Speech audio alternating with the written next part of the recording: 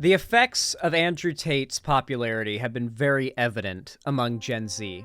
And while Generation Z, the most recent generation, is way more progressive than their parents, the millennials, like, the gap of progressiveness between Gen Z and millennials is greater than the gap of progressiveness between millennials and their parents. Significantly so. Gen Z is, like, exponentially more progressive than millennials. It's sort of a trend of, like, the millennials that are kind of progressive, like, needing to adjust to the new progressive standards that the Zoomers have brought in. Because a lot of, like, progressive millennials barely even understand the concept of trans people, right? Like, a lot of acceptance for a lot of the groups that you'll find are a lot more, accepted in left-wing circles that are among Zoomers are not as accepted among, left-wing circles among millennials and Gen Xers even, because they're just behind on the times, simple as that, right? But despite all of that, there's still been a very concerted push by the right to radicalize Gen Z to conservatism. And a large part of that has been focusing on young white men's loneliness. Back during the Gamergate era, there was a massive, massive push towards specifically young white men who played video games who were straight to radicalize them towards right-wing politics. It was very effective, but it was not enough. However, in this new era of right-wing cultural dominance, it's not really just left, I'm misspeaking. It's not just like white cishet gamer boys getting radicalized anymore. With the rise of Andrew Tate, Aiden Ross, and Sneeko, a large portion of the radicalized young Zoomer community are actually straight cisgendered young black men. You see, Andrew Tate, Sneeko, and Aiden Ross's popularity, a lot of it comes from the fact that they essentially became waiting rooms for other popular streamers. Those streamers in question being like Kai Cenat, iShowSpeed,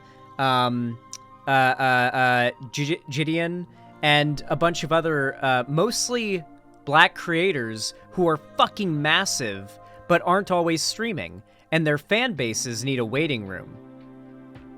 You can tell it's the same fan bases by looking at their chats and their Twitter followings. By the way, it's the same fan bases. Their fan bases needed a waiting room, and the waiting room ended up being Sneeko, Aiden Ross, and when those two started becoming simps for him, Andrew Tate. That is how a large portion of the new wave of incels online are, instead of being cishet white boys, are now like dude bro, sort of very aesthetically different in the terms of like how they present themselves, because the dude bro, like the white gamer bro radicalization incels were like, okay, so here we're gonna break down how women are how different value males, and like we're gonna do math, and like that's different. But with like Sneeko's type of misogyny inceldom, it's more so centered around the idea of making yourself more sexually attractive to women and becoming like a pussy magnet, right? And becoming like a Giga Chad, Super Chad. It's a different type of inceldom that's become popular in that demographic. And I think a lot of it has to do with those streamers, those content creators becoming waiting rooms for the largest content creators on Twitch, which have a mostly non-white audience. And that's how this became a no longer just a white boy thing, right? And so because of that, this new age of right-wing cultural dominance has resulted in this new wave of neo pickup artists having a much larger appeal than just these like nerdy, frail white boys. Like the gym cells are picked up by this. Like dudes who are really into sports are and actually are athletic and not like necessarily like physically incels are getting into it and stuff like that. They appeal to like the religious side of things and try to pull people into religion. It's gotten a lot more inclusive, the inceldom. One thing remains true above all of this. this radicalism, this insane, hyper anti-woman, pro-rape, pro-sex trafficking, pro-misogyny bullshit mostly attracts young men who are in a fragile mental state of some kind. For the most part, it is not entirely mentally healthy young men falling into this. Mostly, it is those that are a little bit off, right? And in large part, people who are neurodivergent have become a large target for incel radicalization. People who are neurodivergent oftentimes have trouble forming bonds and friendships and relationships.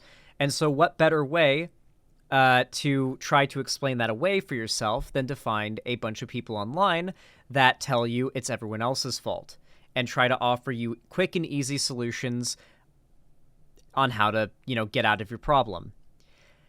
That is how I think this video that we're about to watch came about today. I'm really not going to say much more before we watch it because I think the video really speaks for itself. Massive cringe warning. Massive fucking cringe warning. This is your last chance to not see this video.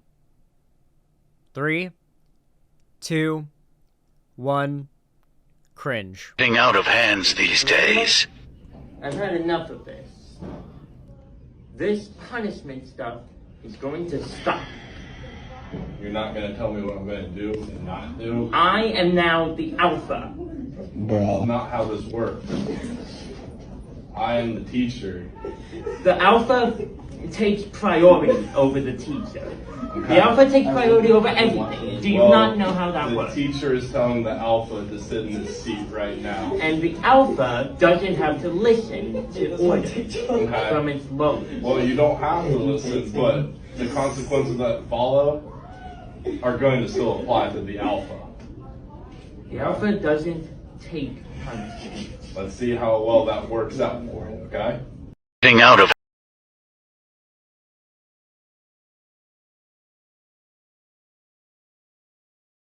How you doing, chat?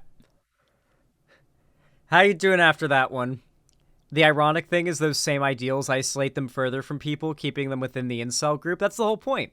At people responding, the whole point of right-wing radicalization, a huge aspect of their rhetoric is the idea that if people push back against what you believe, that is just justifying what you believe, because people wouldn't push back against it unless they're trying to hide the truth. And so whenever you lose a friend because your crazy right-wing beliefs are too far, you think, can't handle the truth. Just proves I'm right. It doesn't act as like a wake-up call for them. It vindicates them.